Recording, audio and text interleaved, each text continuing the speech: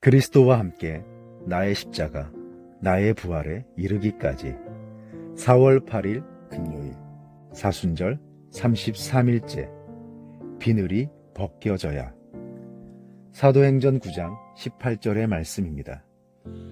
그러자 즉시 사울의 눈에서 비늘 같은 것이 떨어져 나가더니 그가 다시 볼 수 있게 됐습니다.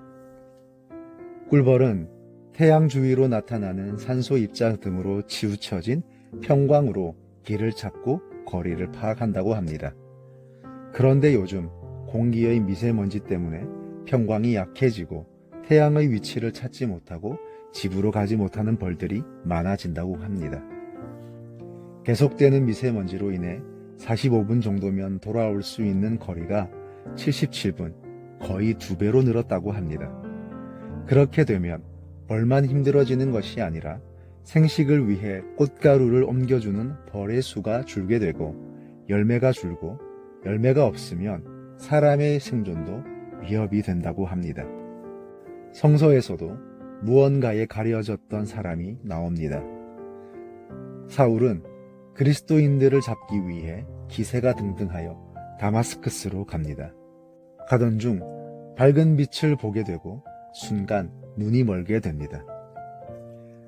예수님의 음성을 듣습니다.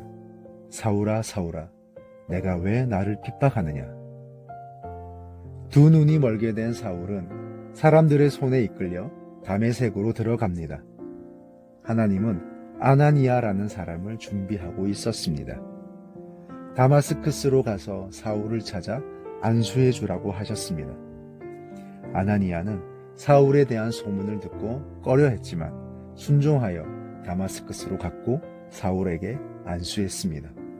그 순간 사울의 눈에서 비늘 같은 것이 벗겨졌고 그는 다시 볼 수 있게 되었습니다. 예수님을 만난 사울은 눈이 열리기보다는 눈이 멀고 말았습니다. 그것은 영적이고 상징적인 의미가 있습니다. 그것은 그 전까지 사울이 보았던 모든 것이 다 무효라는 것입니다.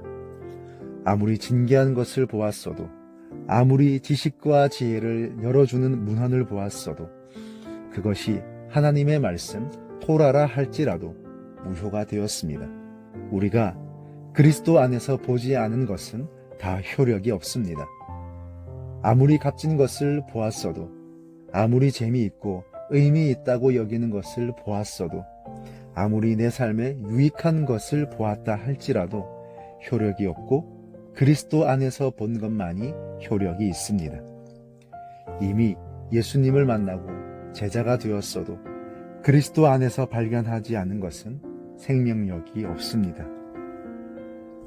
우리는 하루에도 얼마나 많은 카톡을 봅니까? 얼마나 많은 영상을 보고 즐기고 지식과 정보로 삼고 있습니까?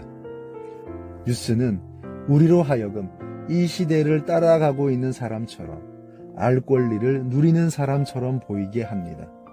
그러나 그것들 중에 어떤 것이 여러분으로 하여금 하나님을 묵상하고 사색하게 합니까?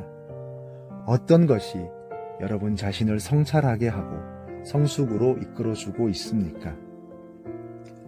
아나니아에게 안수를 받을 때 사울의 눈에서 비늘 같은 것이 벗겨졌습니다. 비늘이라고 번역한 레피데스는 응고된 얇은 막이나 물고기의 비늘을 말합니다.